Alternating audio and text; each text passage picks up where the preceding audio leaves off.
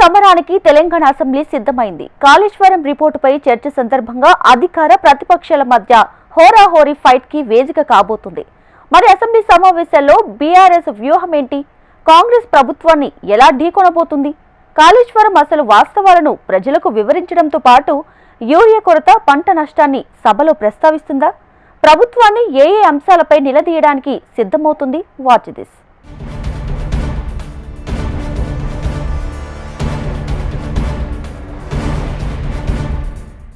ఎల్లుండి నుంచి తెలంగాణలో సభాపర్వం.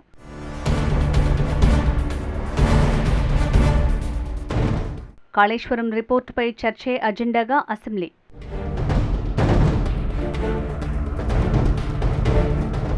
సభలో చర్చించి ఏం చర్యలు తీసుకుంటారనే ఉత్కంఠ.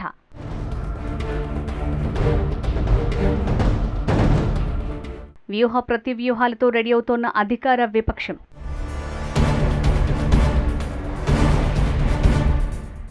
కమిషన్ రిపోర్టు కాదు, కాంగ్రెస్ రిపోర్టు అని కారు పార్టీ ఎద్దేవా.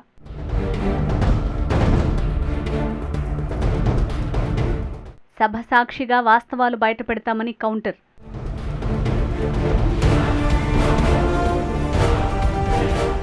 కాళేశ్వరం యూరియా కొరతపై చర్చకు సయ్యంతో ఉన్న బీఆర్ఎస్.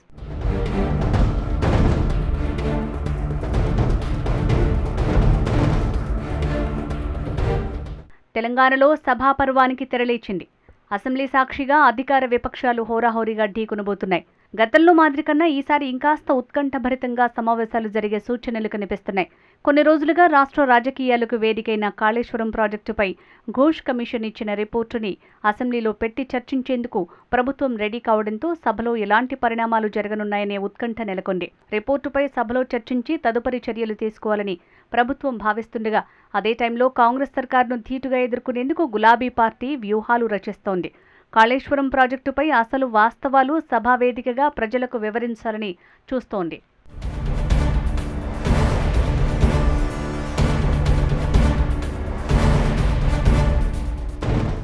ఈ నెల 30 నుంచి తెలంగాణ అసెంబ్లీ సమావేశాలు ప్రారంభం కానున్నాయి. దాదాపు 5 రోజుల పాటు ప్రత్యేక అసెంబ్లీ సమావేశాలు నిర్వహించాలని ప్రభుత్వం ఆలోచన చేస్తోందట.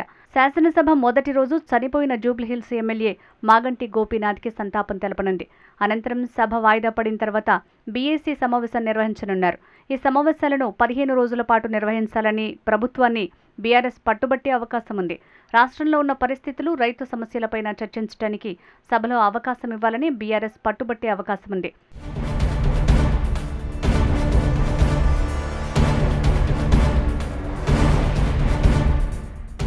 ఆరు 600 పేజీలకు పైగా ఉన్న కాళేశ్వరం కమిషన్ రిపోర్టు సారాంశాన్ని అధికారుల బృందంతో 65 పేజీలకు కుదించి దాన్ని కేబినెట్ ముందు ఉంచింది ప్రభుత్వం.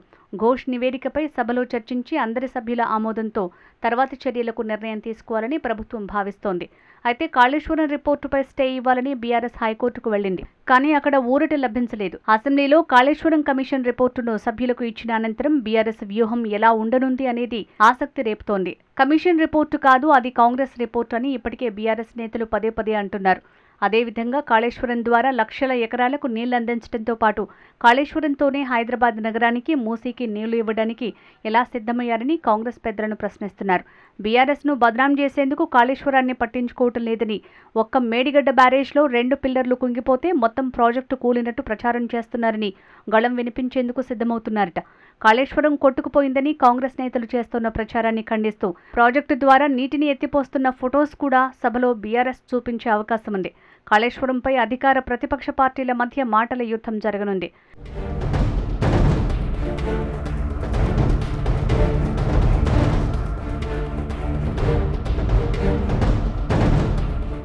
గత ప్రభుత్వం 8 లక్షల కోట్లు అప్పు చేసిందని కాంగ్రెస్ పదే పదే చెప్తోంది. కానీ గత పార్లమెంట్ సమావేశాల్లో బీఆర్ఎస్ హయాంలో చేసిన అప్పు 3,50,000 కోట్లని కేంద్రం చెప్పడంతో రేవంత్ ప్రభుత్వం చేస్తున్న తప్పుడు ప్రచారాన్ని తిప్పికొట్టే ప్రయత్నం చేయడానికి సిద్ధమవుతోంది గులాబీ పార్టీ.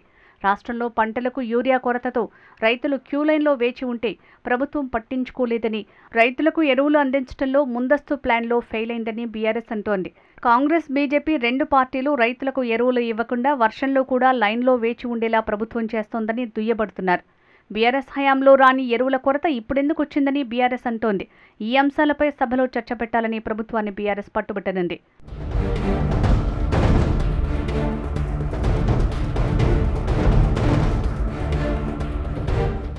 అల్పపీడనంతో రాష్ట్రంలో కుంభవృష్టి వర్షాలు కురుస్తున్నాయి. వర్షాలతో పంట నష్టపోయిన ప్రభుత్వం పట్టించుకోలేదని, వర్షాలు వస్తాయని డిజాస్టర్ మేనేజ్మెంట్ ముందే చెప్పినా నష్ట నివారణ చర్యల్లో ప్రభుత్వం అప్రమత్తం అవ్వలేదని నిలదీయటానికి బీఆర్ఎస్ సిద్ధమవుతోంది.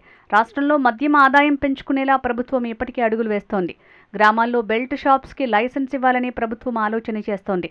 కాంగ్రెస్ ఎన్నికల సమయంలో బెల్ట్ షాప్స్ బంద్ చేస్తామని చెప్పింది.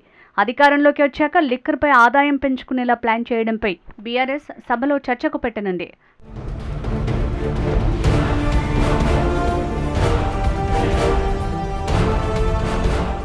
శాసనసభ సమావేశాల్లో కాంగ్రెస్ ప్రభుత్వాన్ని ఇరకాటంలో పెట్టేలా బీఆర్ఎస్ వ్యూహరచన చేస్తోంది.